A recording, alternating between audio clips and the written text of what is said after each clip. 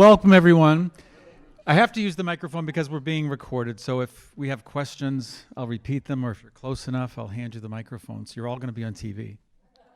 So thanks so much for coming. I'm Joe Scott. I'm the Director of Move Management for Dovetail Companies, and we're here to talk about rightsizing. I don't call it downsizing, and we'll talk a little bit about that. But first, I wanted to tell you a little bit about Dovetail Companies. Dovetail Companies offers one point of contact for older adults for when considering a transition to a new home. We work with clients in finding the right communities for them, determining whether or not they want to age in place, helping them decide if they want to go to a small condo, whatever that is. We then work with them on planning and moving, which includes rightsizing, which we'll talk about today. And also, we are a listing real estate broker.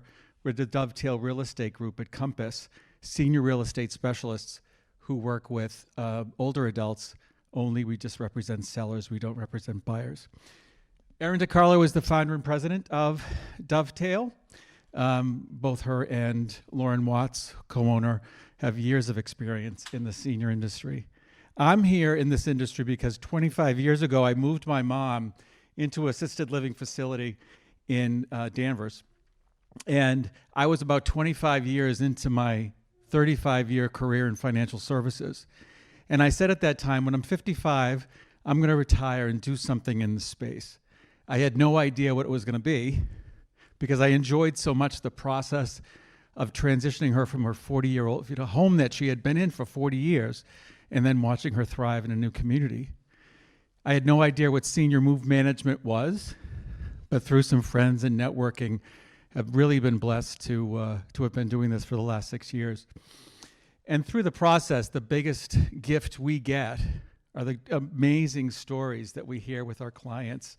Just hearing Nina today talk about how she has bags established for all the donations. And I didn't know that if you moved with the military and you had too many things, you get charged $1 for every pound overweight. I never knew that, so thanks for that. So we love hearing those stories, so I'd love you to share those with me, especially as we start talking about our stuff. Again, we are certified senior advisors. We are members of the National Association of Move Managers and are certified move managers and aging at home specialists.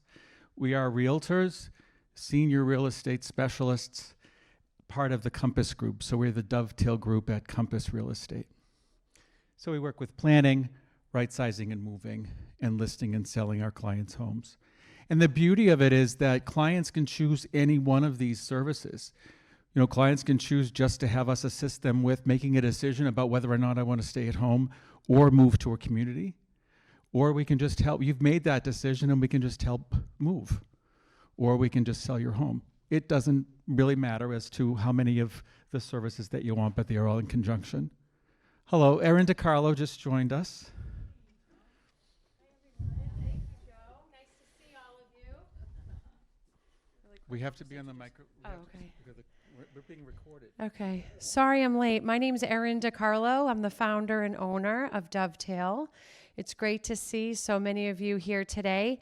What to do with all of your stuff is kind of one of the biggest hot topics our clients face. So I'm glad to see that you're here proactively researching how to make downsizing, rightsizing for your life. So I'll take a seat in the back, and thank you for having us today. Thank you, Erin. Thank you. So as I said at the beginning, I don't like to refer to it as downsizing because I think it has a very negative connotation. And I think the process is different for every person. What's right for you may not be right for the person sitting next to you. And we've heard so much in the last few years on TV and books and online about the downsizing process. You need to take one of those and two of those and three of those. And I say that, no, you take what, number one, can fit in your space, and number two, is it safe?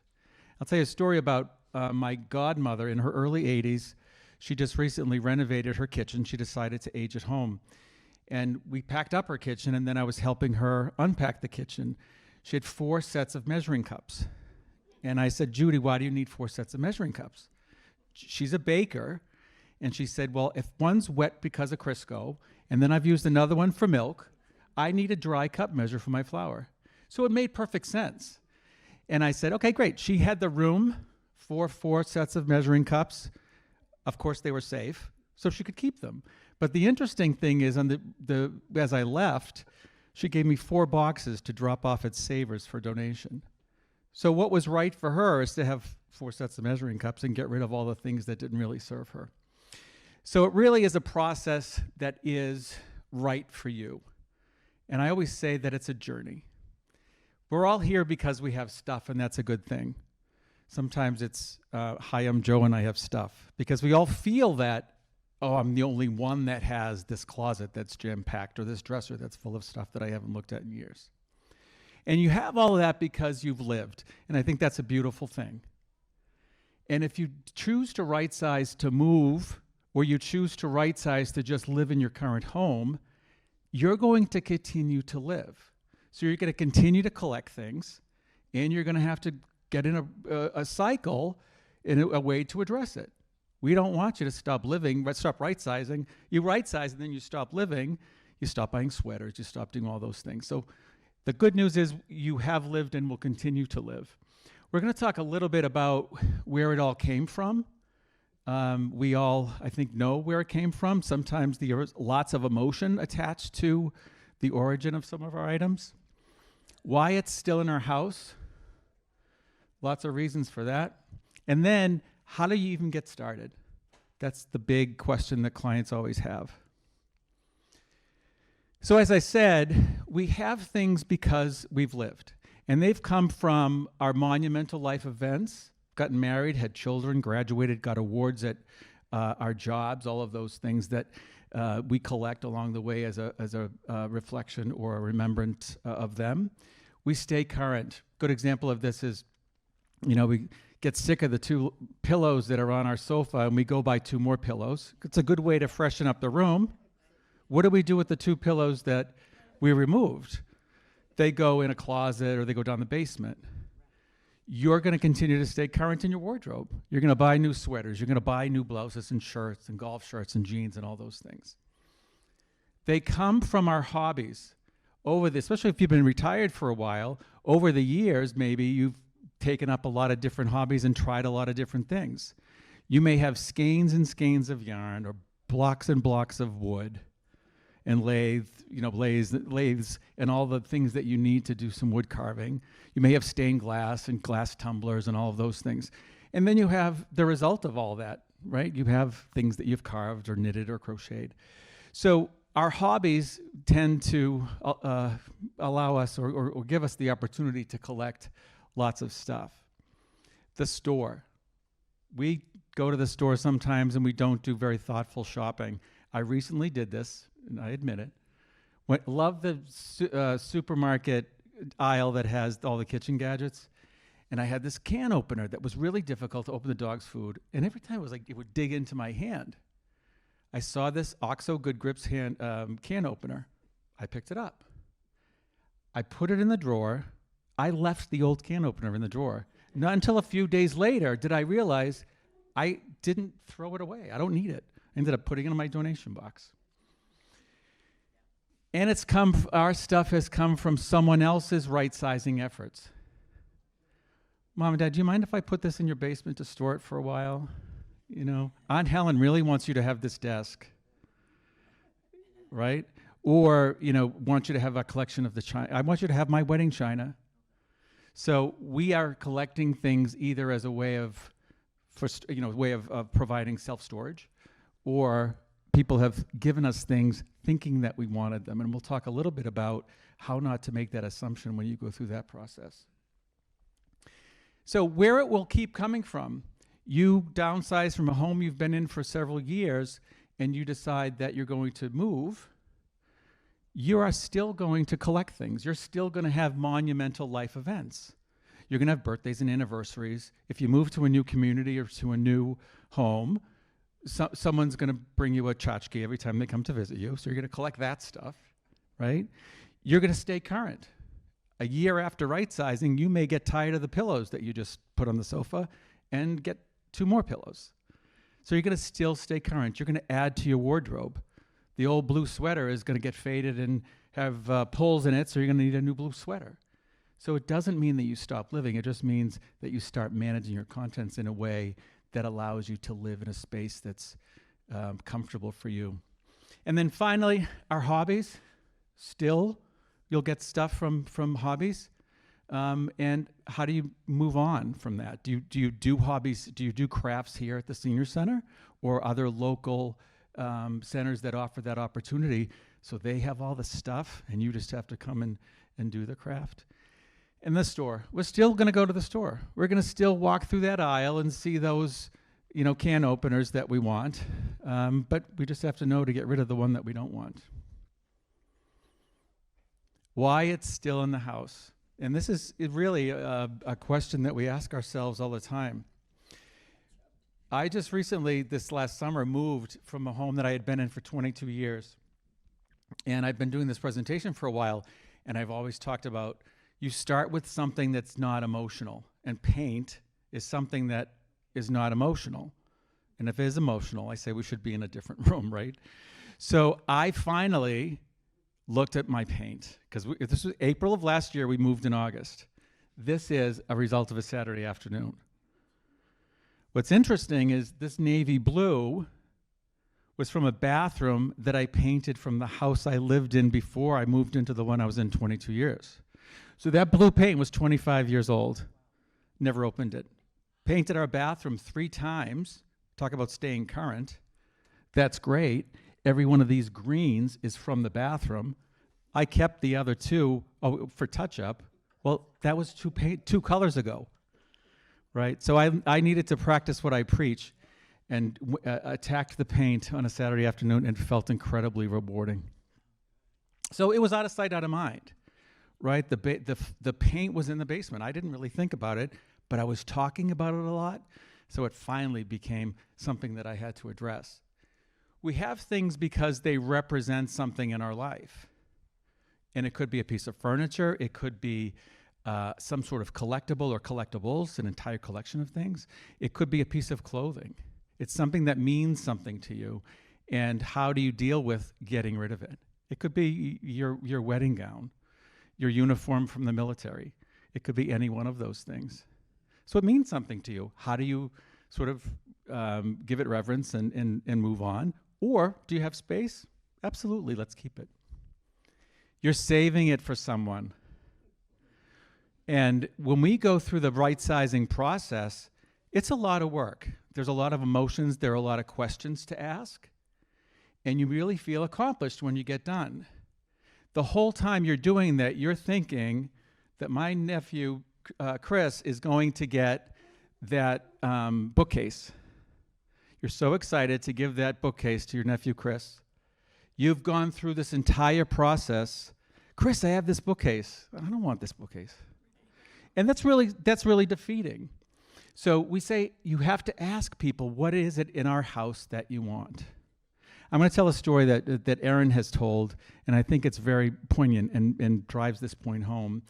Her grandmother wore plastic bangles, bracelets, and Erin was very close to her grandmother, and the sound those bracelets made when her grandmother was making her lunch or brushing her hair really were very soothing sounds.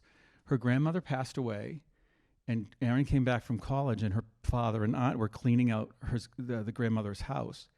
So she went wanting those bracelets. Dad and the aunt threw them away because they thought they weren't worth anything. So it's really important to ask, what is it that you want? Right? It's never too early or too late to ask that question. And you would be surprised. I'm working now in a house in Andover, Mass. that is just loaded, $1.5 million home that is loaded with beautiful, beautiful things. More Waterford and Yadros and Limoges, Chanel, Ferragamo, more things than you can imagine.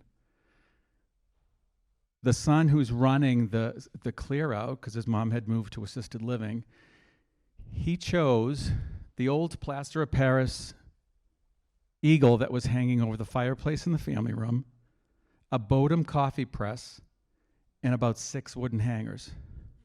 That's what he chose to take. So if his mom probably and his dad who had passed probably assumed, oh, they want all of this stuff when we go. But it was really interesting to me. And now he lives in this big, condo in the Seaport District in Boston. I kind of thought, like, where's that going to go in that space? But he wanted that eagle, and it was important to him. And then finally, we have no idea why it's still here. And what I like to say at this point is that I want you to go home today and stand in front of your kitchen sink, open either the right or left, or if you have a cabinet above it, and go to that top shelf and pick something up. Look at that item. You'll say, why do I still have this? Because you probably haven't touched it in years. And that's the perfect time to start your box of donations. So Nina has bags that she sets aside for specific donations.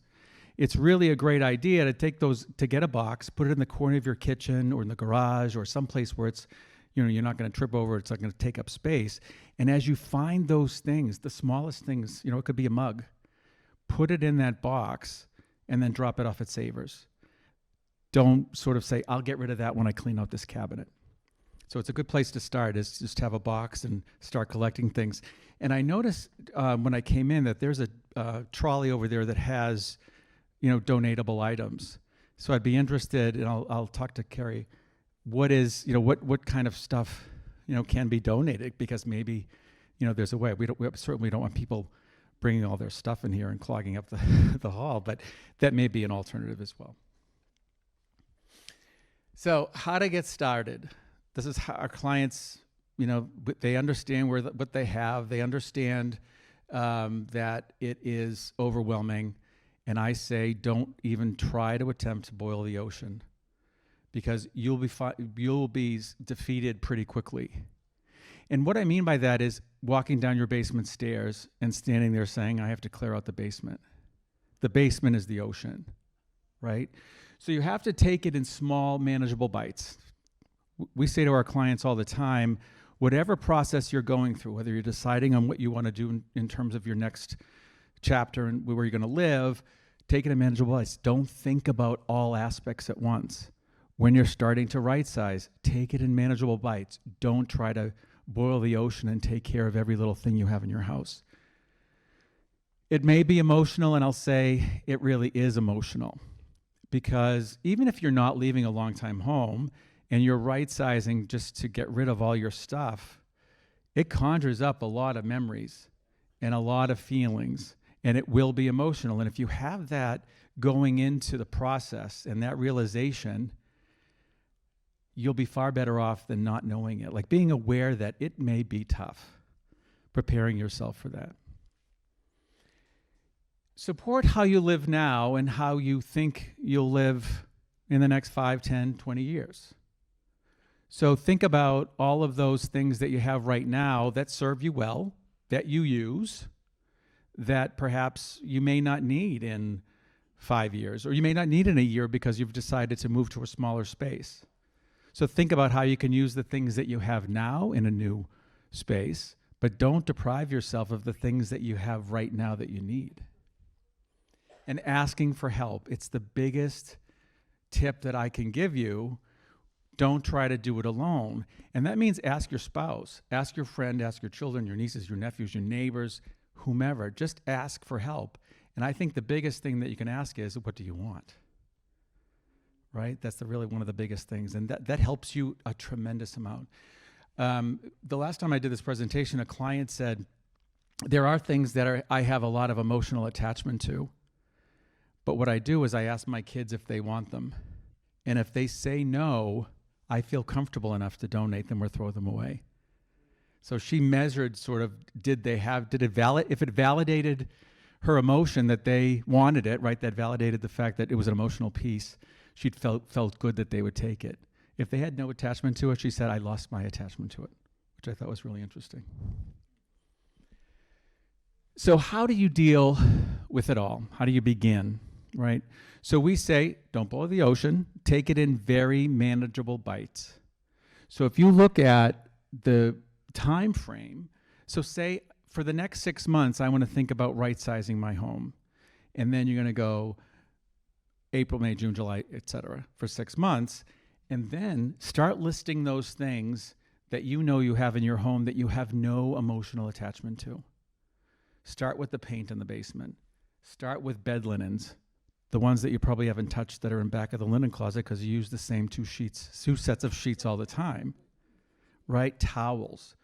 Those kinds of things really will end up giving you great satisfaction because you'll make space in your linen closet. There's nothing better than opening up a linen closet that looks like it's been freed of some ancient linens. So bed linens is a really good place to start as well. The junk drawer is also a great place. Tupperware. How many people during the pandemic when you got takeout food got it in those black plastic containers? How many have you saved? Right? It's time to recycle those or see if a food pantry will want them or Meals on Wheels. It's really important to think about how they can be given a new life and to get rid of them. And then think about maintaining your current life. So this is an example of thinking about someone who's moving to an independent living community. They have a beautiful dining room set. They're not moving for another year. They love to entertain. They have chairs, a table that has the 4 leaves, a buffet, a china cabinet that has the bottom and the top. They're not going to need all of that when they move in a year, but they're going to use it until they move. So don't deprive yourself of the things that bring you joy. If you entertain a lot and want that dining room set, you keep that dining room set. Parts of that dining room set may live a new life in your home.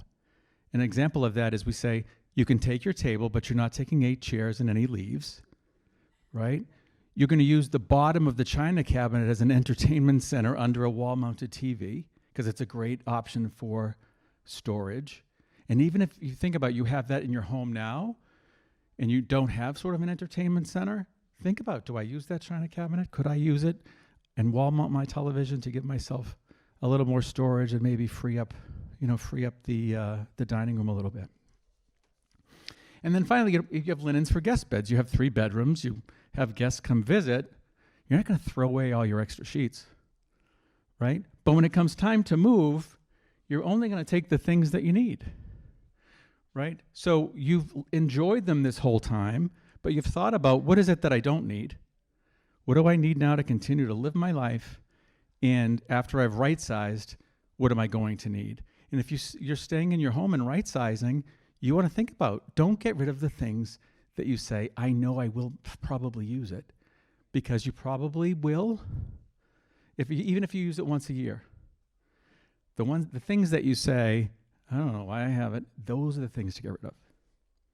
Does that make sense? Manageable bites, low emotion. Everyone go home and start with paint. So our clients often say, and even when we have new staff, because we're a move management company and work with clients in sorting and organizing and right-sizing and moving, we train them to use the 80-20 rule. And that says that 80% of the time, we use 20% of what we own. And that really pertains to everything. I think originally it originated as some sort of physics statement, but everyone has picked that up and it really makes a lot of sense and it's a great place to start. So as an example, Mary has all these sweaters. We take all of Mary's sweaters out of the closet, out of the guest room, out of the cedar chest in the basement. We take the inventory of sweaters, and it's really important to take an inventory of things. Because every time if we take sweaters out of the guest room, the cedar closet in the basement, and Mary's primary bedroom closet and dresser drawers, we're making progress in every one of those spaces, as opposed to going into the bedroom and saying, all right, I'm going to deal with my sweaters, and then you go to the guest room and you still have 25 sweaters. So deal with the entire inventory of things, as opposed to trying to deal with what is in your room. So Mary has 45 sweaters. We say that 20% of those sweaters is about 10. And we say, all right, Mary, pick out 10 sweaters saying 20%. Pick out 20% of those sweaters that you feel you like. She will immediately go to the sweaters that were in the front of the closet and the sweaters that she's worn over the last season, right? And then reduce the population pretty greatly by doing that, and then saying, what are other ones that you really like? And if Mary can't decide, we go through and pull out the ones that have, that may be the wrong size, that may have pulls in them, may have faded, she hasn't worn at all. Mary may not be down to 20% of her original inventory. She could be down to 50%, but she still has gotten down. So it's a really good place to start. And we started that way with Bill and his golf shirts. Same example. And the thing about Bill and his golf shirts, and this happened, if Mary went into Bill and said, get rid of your golf shirts, he would have said, Mary, I'm going to leave my golf shirts right where they are, right? But if a third party comes and helps Bill with his golf shirts, a professional move manager or an organizer, or a friend or a niece or nephew or son or daughter, and works through those shirts with Bill, you find out a lot about Bill and his golf career, right? You see that shirt that he got his first hole-in-one. He still has that shirt from 30 years ago. Mary has heard that story so many times, she's tired of it. It may be the person who's helping him, that's the very first time they've heard that story. He's paid reverence to that shirt and feels great about putting it away. And he's in control. So we do the same thing. Go through all of the shirts, all the golf shirts, pull out the ones that he wears. He's had a lot of fun at the 19th hole with burgers and beer, so there's a couple that don't fit, right? And he still has maybe 5, just 5. And we get rid of all the others. The other ones that have, if he golfed as part of his job, he would have, specific emblems on them, and he tells the story. And once he's told the story, he feels fine about giving them away. And Mary's not bugging him about his golf shirts anymore. This isn't the same couple, but this happened with a couple. Anyone recognize this kitchenware? False graph, 1980s, early 90s. Well, Mary had more of that than you can imagine. Talk about life events. She got it for birthdays, anniversaries, Mother's Day. And we looked in her cupboard. She had more of that stuff than I have ever seen. And I go into thrift stores all the time, Salvation Army, because I always want to buy a piece of it to show it, to have it.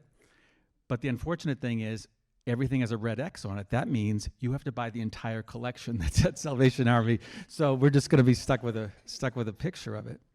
So they had soup tureens, they had soup crocks, butter dishes, creamers, mugs, and cups and saucers. And the ugliest cups and saucers I've ever seen. They were little stout cups and saucers. Serving bowls, platters, just so spoon rest that wasn't even on the oven, right? Salt and pepper, everything. And we went through and said, really, how much of it do you need? It was a dead giveaway. They didn't use the spoon rest because it wasn't on the stove, and they didn't use the butter dish because it wasn't in the refrigerator, right? So it was a dead giveaway. You don't use it. And they were fine to say, yeah, that's fine. We can donate it. Well, let's just get 6 of each. Let's get 6 plates. We went through and got the best plates. The ones that had chips or cracks in them, we disposed of. We donated everything else. And we ended up with 6 bowls. They got rid of the soup crocks and all those other things. And we got to the ugly cups and saucers and the mugs. And I said, let's take 6 of these. Let's go through them and get the ones that are cracked. And Mary said, we don't use those. We use our collection of mugs. We use mugs. Next cabinet over, it was time to right-size mugs. But the thing that was interesting about that is they didn't want any of those cups and saucers or any of those false graph mugs. I heard a story about their mugs. They had the first mug that they got when they were married back in like the 60s. It was this ugly orange mug. It was made of that, I say it wrong, malamite. Yeah. They were keeping that. There were some old mugs that had, they were branded with certain local companies or the bank. They meant nothing to them. But there was World's Greatest Dad. There were beautiful mugs that they bought in Italy that were pottery. The trip to Disney with the grandkids. So they had mugs that had a story, and that's what they used. And the thing I loved about that, we were preparing them for their move to independent living. And the thing that I loved about that is that they can have their new neighbor in for coffee and give them a mug that allows them to tell a story, so it begins a conversation, right? Because sometimes it's tough. Like, what do you talk about with all these people you don't know?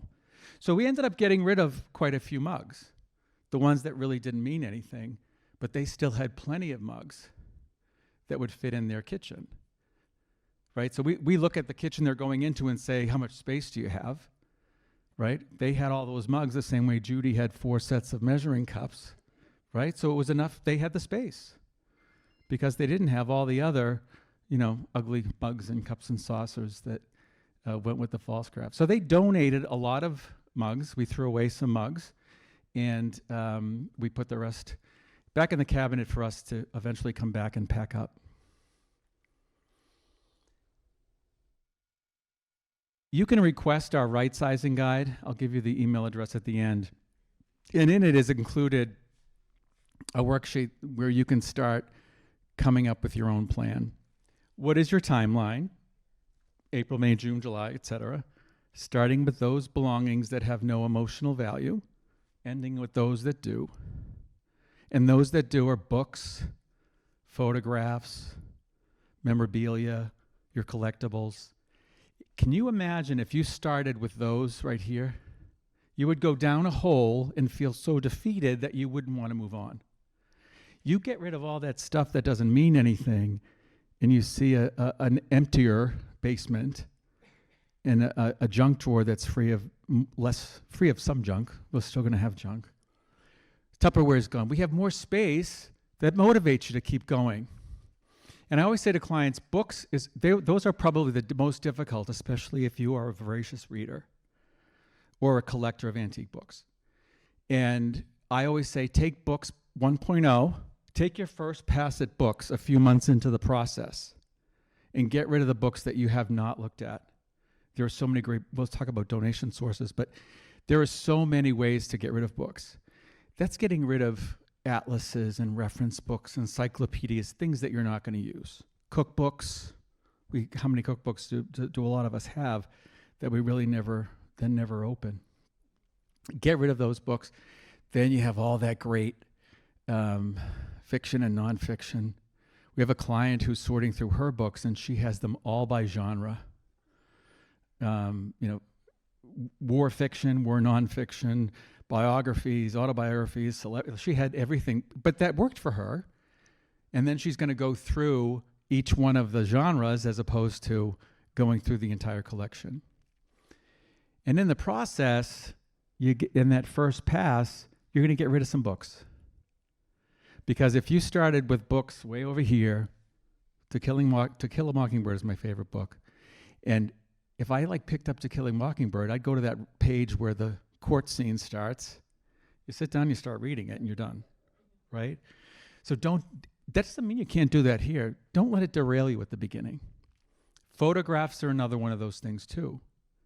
We say all the time, you can digitize photographs, but then I say you can also take out a second mortgage on your home or take a mortgage out on your home because it's very expensive.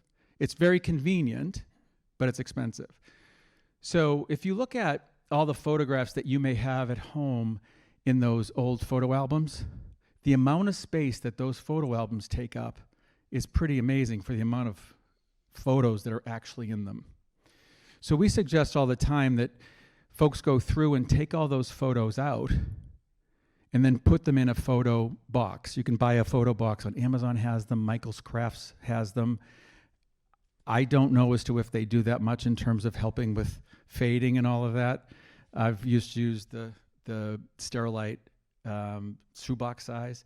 The amount of photographs that can fit in one of those is amazing. And you think about, you still have the photographs. You just don't have all of those thick photo albums. A client who had so many carousels of slides didn't know what to do with them, but it was a really great opportunity for him and his kids to go through the slides, and they took a photo with their phone. Smartphones and the internet are the best thing that ever happened to right-sizing because it helps so much. They took a picture of the slides that they wanted and then printed those out. So they had a photograph of the slide that was projected. And it was also a great opportunity to give reverence to them, to talk about the trip, to talk about the experience, and then end up with maybe a few photos that came from, 6 carousels of slides. So start start with non-emotional, move then to what is something that will invoke a lot of emotion. So if you've done that, and you apply the 80-20 rule, and you start with paint, junk drawer, kitchen pantry. Junk drawer, I always refer to the nightstand drawer as the junk drawer of the second floor, because it's always, anything that ends up on the top of the nightstand ends up in the drawer at some point. Plasticware, pots and pans. And pots and pans, like I said, I moved. I'm a cook, and I have a lot of pots and pans. I have far less now. But I had pots and pans in the basement, in the kitchen, and in the mudroom closet. I put them all out in the kitchen island and picked out the ones that I wanted. Again, like Mary's sweaters, I dealt with that inventory, donated a lot, but in the process, I reduced some of the inventory of stuff in the basement, some in the mudroom, and some in the kitchen. Again, if you go into the kitchen and say, where do I start? You're overwhelmed. So start with an inventory of items. So if you do that, some inventories, if you follow the 80-20 rule, you can really reduce the inventory of some of the things that you have. Even if it's not 80%, you can get down to, even if it's 50% of what you have. And then when you're in a right-sizing cycle, so every 6 months you decide you're going to do it, or every year, you start again at the beginning. You start again with those things that you may have collected over the last 6 months or a year that you have no emotional attachment to, and start getting rid of those. So you go through and you do it once. As you continue to do it, always start with the stuff that doesn't mean much. There are some harsh realities in this right-sizing process. And the first is that family and friends do not want anything that you have. They don't want your furniture, your china, your silver, your Hummels, your Yadros. They don't want any of it. Your Balik, your Lennox vases. They don't want any of it. However, it's really good to ask, and that's why you say you never know what someone does want. Remember Erin's grandma's bracelets. There may be items for sale, but you may think that you have a lot of things that could be sold. And it's disappointing that there's not a market for a lot of things.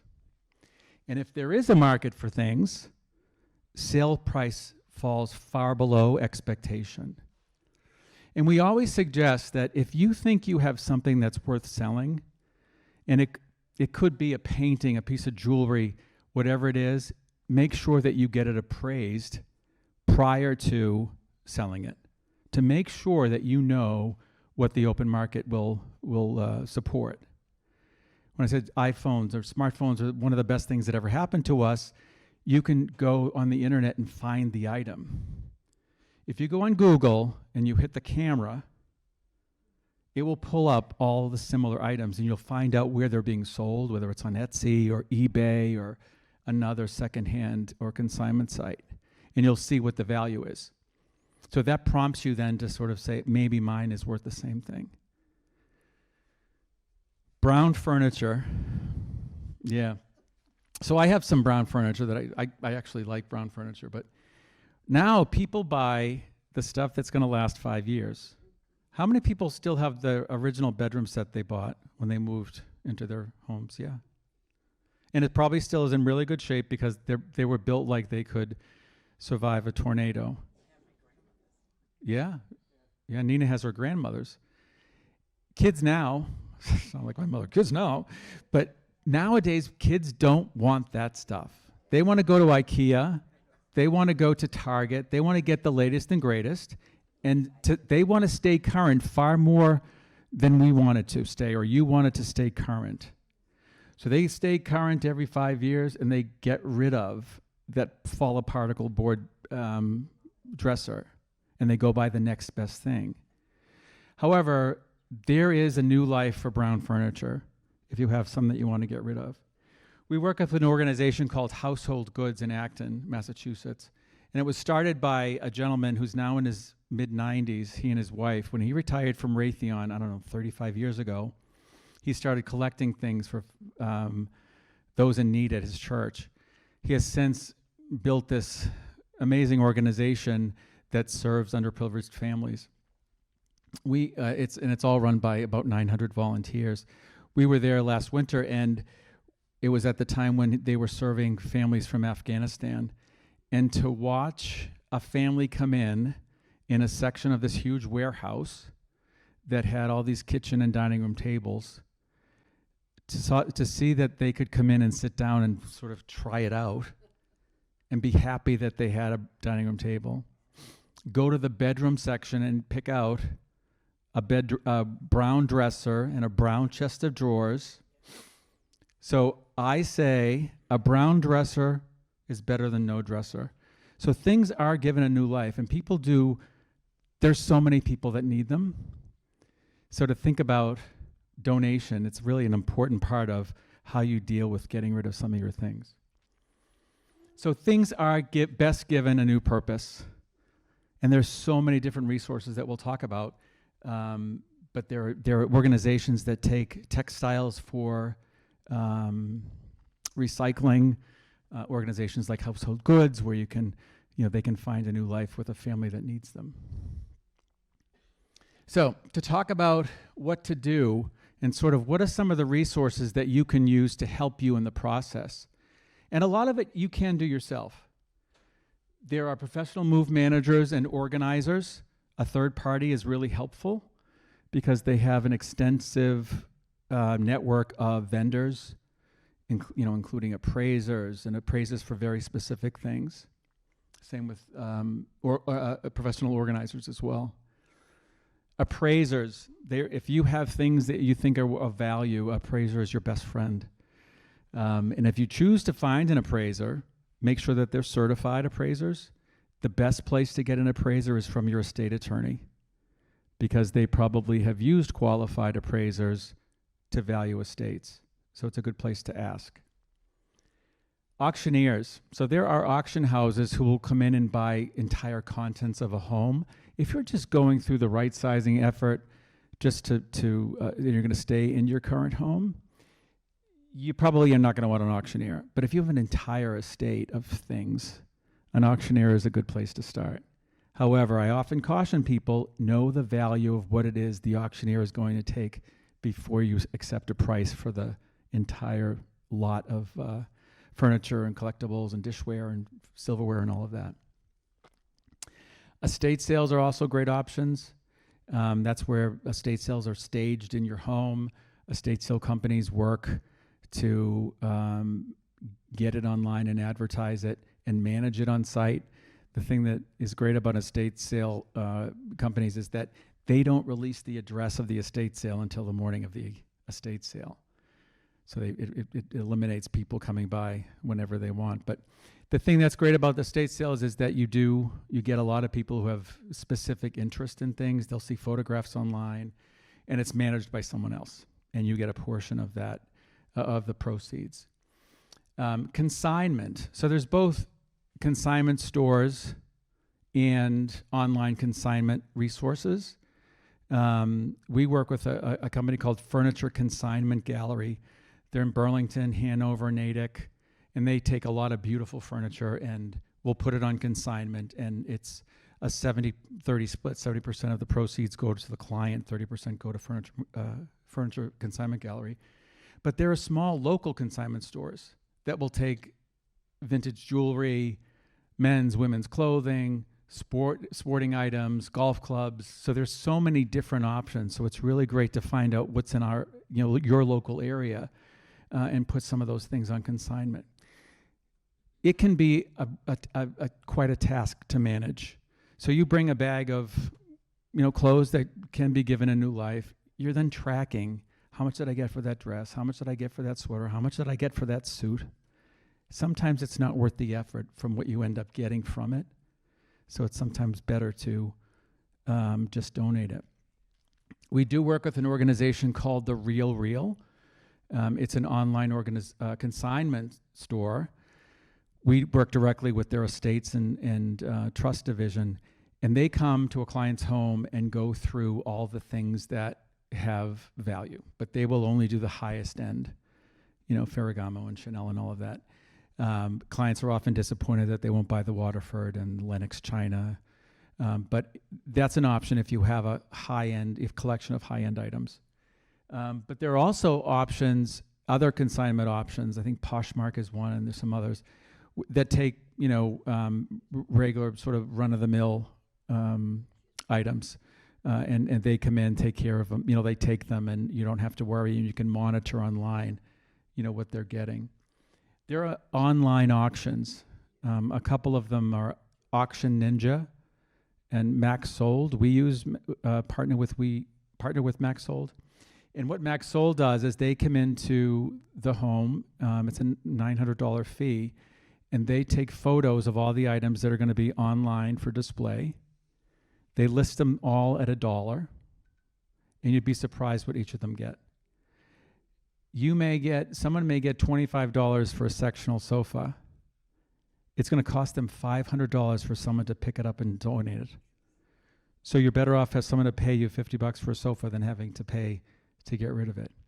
So Max Hold is a really great option if you have enough stuff, and they're a really great organization and do a great job online of promoting their auctions. We had an auction in Dorchester, and the day of the pickup, there were,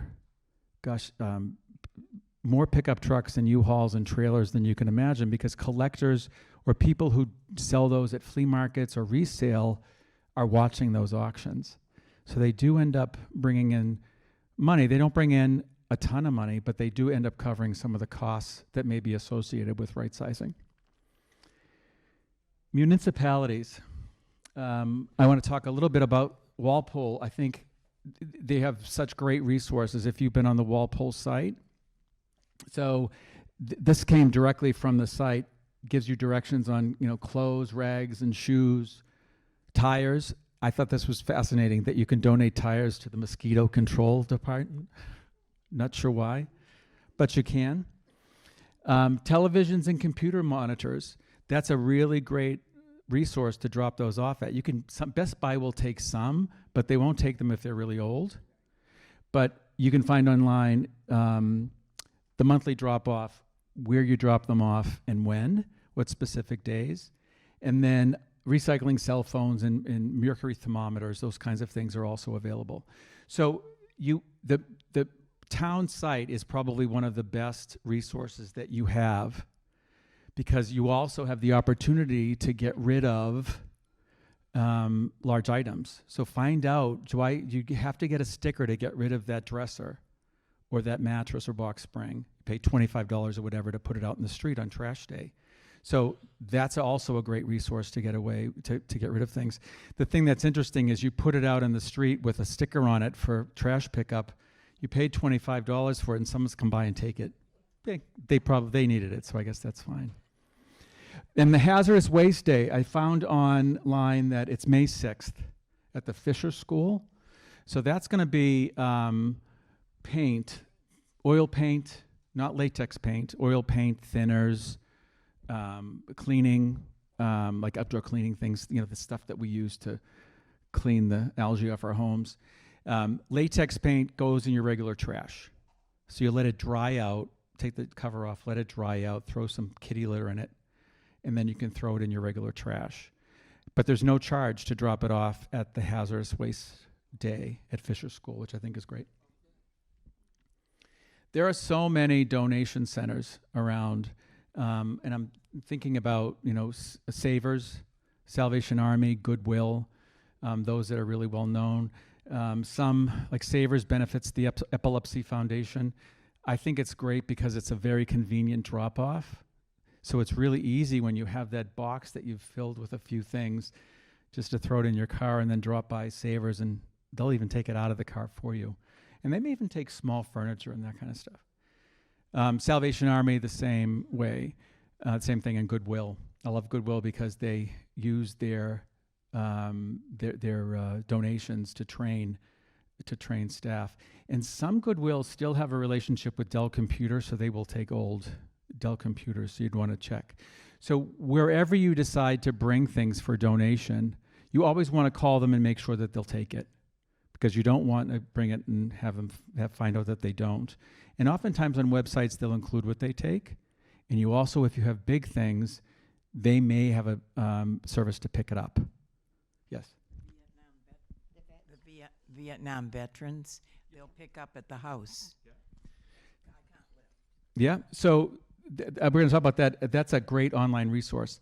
Nina was saying that the Vietnam veterans. So donationtown.org, if you put in your zip code, it will give you all of the places that will come by and pick things up. And the thing that I love about that is you have to schedule a time. And if you schedule Tuesday morning at 8 o'clock, you know that that weekend and Monday, you're going to be getting ready for that, and it puts you on a schedule.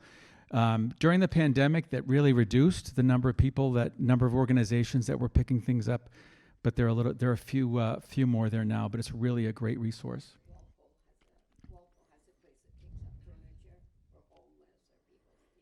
Oh, great! Oh, that's great. Yes, is that New Life? We were just we have a new team member from Walpole who just made an introduction to New Life for us. Yeah, great. They actually take very small furniture because mostly the people that they're servicing are going into apartments or small homes. In the big chunky furniture, you Right. can't use it, but it's a great resource. You just drive up there on Saturdays. That's awesome. So this lady was saying that they will take smaller furniture. They're not going to take large items, but I would imagine small tables, coffee tables. Oh, and this gentleman brought a 6-foot couch and they took it. So I guess it depends. It may be, and that's why it's important to call and ask, because they may need sofas, right? So,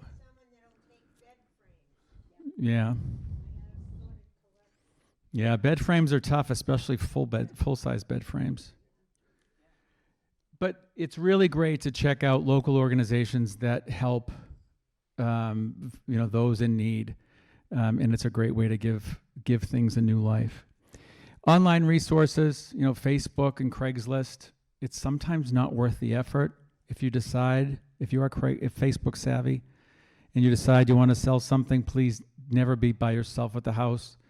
And honestly, it's not worth the effort. You put something for $50. When they come to pick it up, they offer you $20. It's just not worth the aggravation.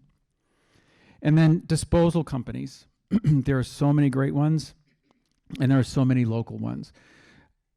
We much prefer the local or the smaller disposal companies, not the larger ones that you see advertised on TV, because some of those larger ones will take your items and sell them. So you want to stay with the smaller ones that will deliver those things and drop them off for donation. And then finally, I want to make sure that you understand that you can write a lot of your donations off. So visit the IRS website, and there's a specific publication 561, I guess it changes every couple of years, that tells you what you can write off. The Salvation Army has an IRS approved list of value, things of value, so you can search on that site. How much is it? How much is a box of clothing? How much is an end table? And you would write that. How much you can write off that. So really great resources, and you should be taking advantage of those. Oop, sorry, you're taking a photo. Did I do something wrong? No, I think I may have gone too far. Oftentimes, clients obviously would like to earn every dollar for the sale of items if possible, but we see so frequently that your tax incentive is much greater. So if you could maybe sell your couch for $25 or $50 online, but the IRS says that you can have up to $500 for that couch donation, it's pretty staggering how quickly this all adds up So make sure you keep your receipts and make your CPA work for you, hand them this form and they can add it all up. But don't negate the major tax implications here. And I also just wanted to say, it may be obvious, but it's a lot of work. So please know this is what we're here for. This is what we do. We coordinate with the town pickup day or the donation companies, or we're happy, just give us a call. It's no charge for us to give you our resources. So like Joe said, take pictures. We're happy to give you copies of our right-sizing guide, which includes all of this information, or just pick up the phone and call anytime. We are going to have a sign-up sheet if anybody wants a complimentary consultation or just to sign up for our information and resources. Please don't hesitate to put your information down. We just always say this doesn't have to be so hard. It's what we do all day, every day. So please make sure to tap into us whenever needed. But that tax piece is so important not to minimize. Thank you. Yes. I have a friend in California that has a small house, and I love them. So I said, how do you do this? He worked for Disney for 20 years. He's a sculptor. Excuse me. He said, stay in a room. Look at everything in that room. Pick one thing you can take with you. I stood in my TV room, which is small, and there were 35 things I couldn't get rid of. Okay? Yeah. But start with the ones you can get rid of. And in our right sizing guide, we do say you can take it room by room, and you'd be surprised the littlest things that you can do in a room will make the room feel less noisy, right? I know when my parents sold their house and they had a for sale sign out front, antique dealers knocked at her door and wanted to know if she had anything that they wanted to sell to them. Yeah, and I think that's great. And if that happens, just make sure you're not by yourself. And know the value. Absolutely, yes. Not to be Debbie Downer, I'm afraid I'm gonna have to be, because I think the hardest thing my husband and I did was start to downsize his grandmother's possessions that we had to take, and some of them were really valuable. We had the appraisers come in, we did all the right things, and we still got scammed. And it was not pretty, and You can, and we've had clients who got scammed on Facebook. That's why it's important to have an appraiser and know who you're selling the items to. the woman that helped us, that was fine. It was before that woman, there was an auction house in New York. Yeah. I think part of our responsibility as certified senior and specialty move managers is that we owe an ethical responsibility. We have an ethical and fiduciary responsibility to our clients, whoever we work with, to ensure that they get top dollar. So auctioneers are tough because, remember, they're going to come in and say, I'll give you $40,000 for all of this, when they know one thing is going to sell for 20, right? So that's why it's so important to understand what your stuff is worth. And yet there are a lot of great auctioneers, but a lot of them will try, especially with older adults, will try to just get everything for nothing. And no, but it doesn't matter. They also know that you are going through the process and you want to get rid of it. So you're motivated, right? So it's really easy to be taken advantage of. And online, it's so easy to get taken advantage of if you're trying to sell stuff. That's why I say it's not worth the problem. Yes. May I make a shameless advertisement? I'm from the Medfield Council on Aging, and the last Saturday in April, we're having our huge yearly yard sale. We'll love to have your stuff. Information is on our website. Any services for pickup? Generally, no, but we'll be Okay. to meet you at the cab and bring it in for you. Oh, that's awesome. Anyone see that Medfield's having a giant yard sale? Council of Aging in Medfield? Nina just said, what do you do with all of your china? No one wants it. Use it every day, your good china. Literally use it. The donation, well, you can. It'll start to fray, but if you're going to donate it anyway, use it and enjoy it. That is something I will tell you that we see a lot at Household Goods in Acton. Do you know how appreciative people are? They think they're getting broken dishes and they come in and they leave with beautiful china sets. The level of appreciation. And some china does have resale value. So we're not making a blanket statement. That's why sometimes having the complimentary consultation to have some expert eyes on what you have is important. Do you have people that they're stagers? They go to all those places that all that stuff is. Yes, so there's a variety of attendees at estate sales that will come. Some are stagers, where they're coming to purchase items to stage homes. The thing is, the buyers of homes now, these homes are being staged to appeal to a younger buyer, so your belongings are not always although Joe showed a picture a few slides back, one style of furniture that is selling like hotcakes for top dollar, mid-century modern furniture. If any of you have furniture from the 50s and 60s, that really clean line, mid-century modern, it is very popular right now and selling for top dollar. So the French provincial, darker furniture, not so much, but that's why it's very important to have consultations with experts, because it's really tailored individually per situation. No, absolutely. Like to Aaron's point, there's a store in Waltham called Rambles, and they specialize in mid-century modern. Yes. Do you have any suggestions for tools? I have cases of my husband's tools. Yes. So Habitat for Humanity is a really great organization for tools. I would check also with your, is there a local vocational school? Yep. So I would check with them, because there are maybe graduating seniors. My brother-in-law was a mechanic for the MBTA and had, I don't know, 3 of those red Craftsman tool sets, and she donated them to a student who came and got them. I'd like to, but I need to get something for them. I could donate some, but I really can't afford to donate all. Some of it's tough because they can buy newer, so you're probably not going to get a lot. But if you donate it to the school for them to donate to a student, you can write it off because it's a nonprofit. Yeah. Yes. Yeah. So tools are a really big thing. We have a guy who does take a look at tools. He likes old vintage tools. He likes really the old stuff. But the typical wrench set, socket wrench set, all that kind of stuff it's still being used, right? So we find that giving them to students, to vocational schools, is really a good option.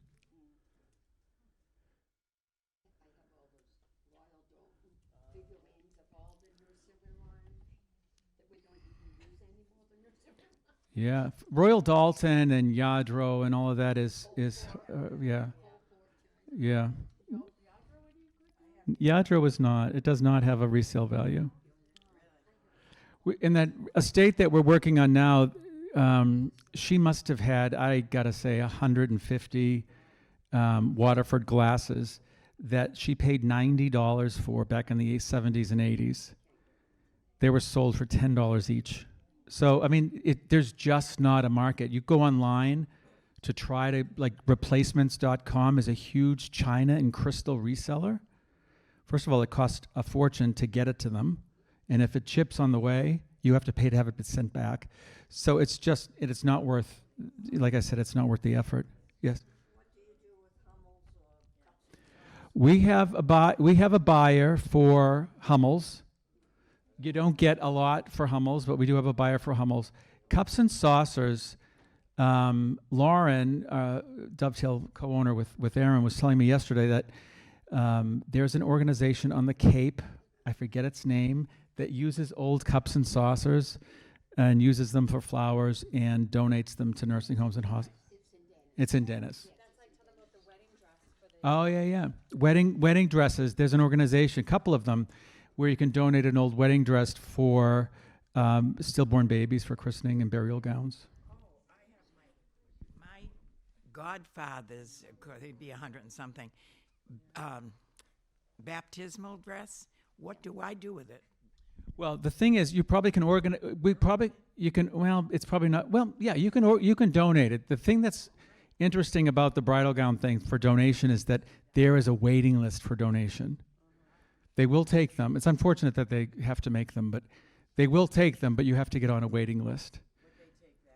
They probably would take that because they don't have to make. They don't have to do anything with it. They can just be donated. Yeah. So once you've gone through all of this, what do you do? How do you maintain it? Right? Either you stay in your home, you move, you go on a 6-month cycle. You know, go back and say, oh, did I paint? Did I have that, family room painted, that den painted? Now, did I have that? Keep that? Get rid of the old paint, right? So start getting rid of this stuff and start back with the non-emotional to the emotional stuff. Thoughtful shopping and limit buying in bulk. Don't go into the store thinking, grab that, right? And buying in bulk.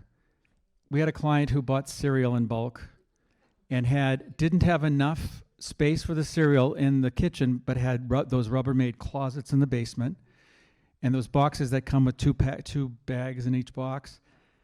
There was so much outdated cereal, and it was just taking up a ton of space. Paper towels, like who needs 15 rolls of paper towels? You know, if you have space for it, I say yes, do it. But I do, but I have 4 small children. We have a lot on that. yeah. One thing in, one thing out. You pick it up and you say, why do I have it? I just bought something that's just like it. Get rid of it. You buy 2 new pillows, throw them in the old ones in your donation box. And then finally touch it once. If you go home today in the kitchen cabinet, top shelf, pull down that tumbler or something that someone gave you that's up there, touch it once and start your collection of donations to drop off at Savers. So as Aaron said, you can request through the sign-up sheet or rightsizing at dovetailcompanies.com, and you can get our rightsizing guide that includes all of this information. And my number's there if you want to call for specific with specific questions. Any questions? Toys. Vintage toys. There is a market for vintage toys, but there's also, I think Household Goods does take toys, and Savers will take toys for donation. They'll only, vintage toys are really the only ones that will sell. Yeah.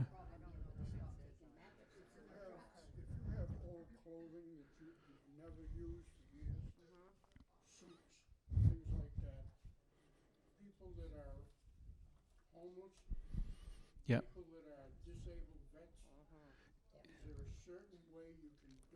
Yes. Yep. So donationtown.org, American Vets and the Vietnam Vets of America, they're both great, and you can put bags of whatever clothing you want in a green trash bag and leave it out on your porch. There are sober houses.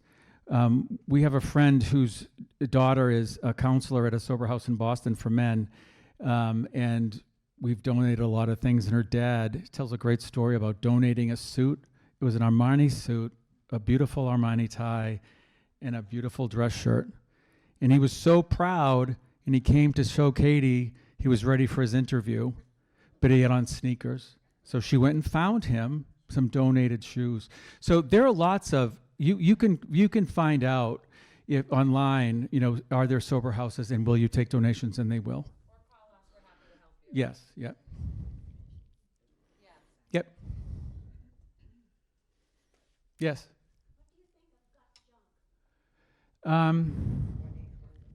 I think that everyone does their job the way they do it. The question was, what do I think of 1-800-GOT-JUNK? Again, they're a national organization. They have, huge marketing budgets. They're expensive. And depending on the franchise, they will sell your belongings. So you want to get a local disposal company. There are so many. There are two guys in a truck. There's one called Junk Haul. There's College Junk or something that comes and picks your stuff up. And they'll bring it to the donation centers and get you a receipt. That's important. This is what I want to say about that. You'll be surprised how much of your belongings are not trash. that don't need to go to the landfill or to fill up waste. To Joe's point, our contracted vendors for junk haulers are going to take it to donation centers.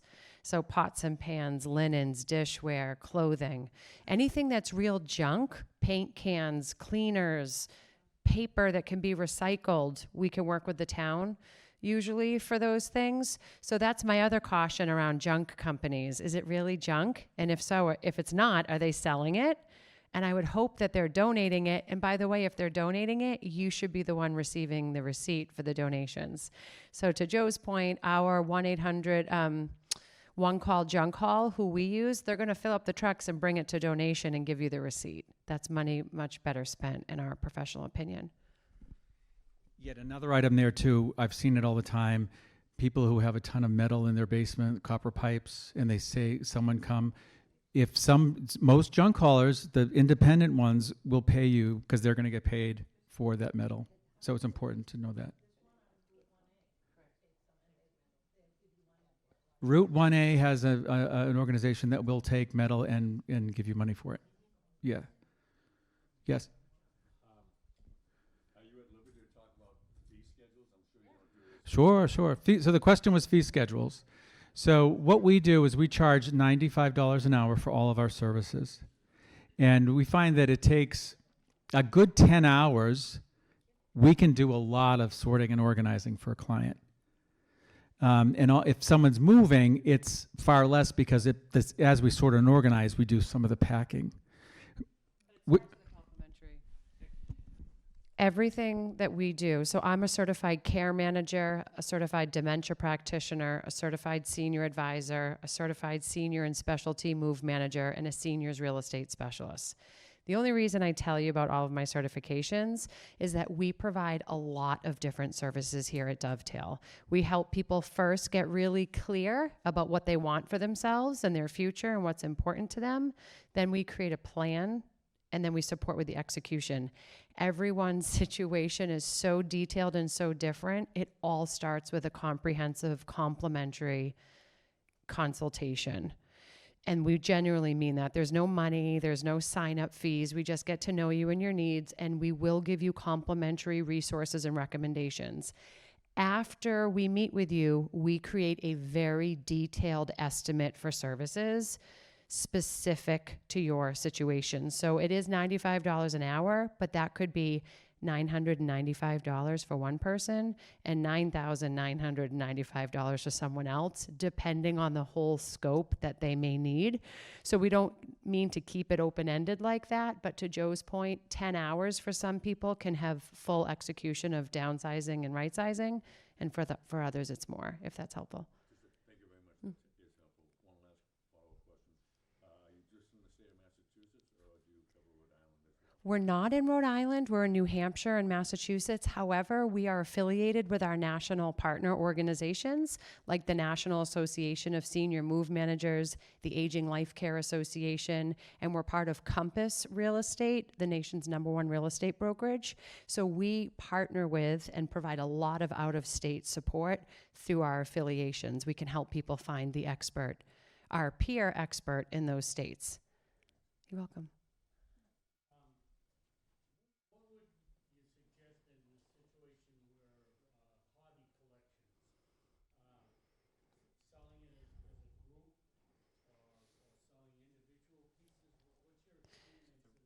The question was, what's your opinion about hobby collections? I'll give you an example of, we had a gentleman who was a railroad collector. Train collector. He did all the detail scenery. There are organizations, and we find some of the things like this gentleman, it was actually a museum that was interested in his collection. So it wasn't necessarily a private sale with individual items. We've had doll collectors. There are associations for doll collectors. So depending on your type of collection, we would help you determine what is the best way for the most value, whether it's the whole set or one item. Depending on, do you mind sharing what type of collection? Oh, yes. Yeah, coin collection. Stamp and coin collections are two things that may hold very high value. There's a, right in Norwood, there's an expert that we work with. Yes, you should have an appraisal. And what's nice about the appraisal, it's twofold. They're also telling you right then and there which ones have monetary value and about how much. So then you have the information to sell to the best buyer for your coin collection. Yes. I sold my coins. I got more money for the face value of the coin. I think it was $16 on the dollar for silver coin. Silver coins, you got $16 on the dollar for the weight of the silver. That's great. You had another question in the back? Yes, sir. Just one question. We just have one real value, or we think it is. It's old, for sure.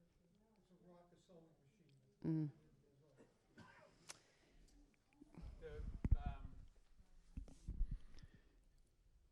We have a woman in New Hampshire who considers those, but also the Quilting Museum in Lowell, Mass. So we will ask them if they have an interest in those. There's not a resale market for those. More so a donation, to be honest.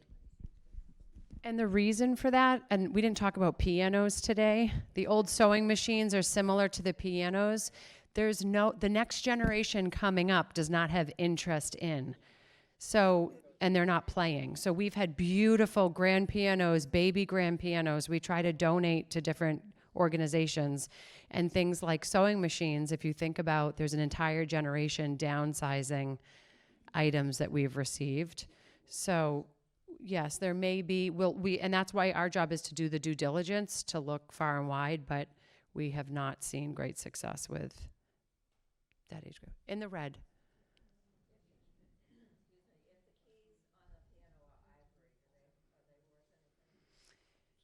No, the question was if the keys on the piano are ivory, are they worth anything? The problem with pianos, even if they're in beautiful condition with ivory keys, the cost to move them outweighs the monetary value, meaning it's going to cost $500 basic to move it anywhere. So just having the band, the organizations don't make any money it's not worth it to them to purchase it and then pay for those moving expenses. That's a question that I've heard before, and the truth of it is that ivory is stigmatized because of where it came from. So there's no resale value on ivory at all. It may actually be illegal to sell ivory in the purple.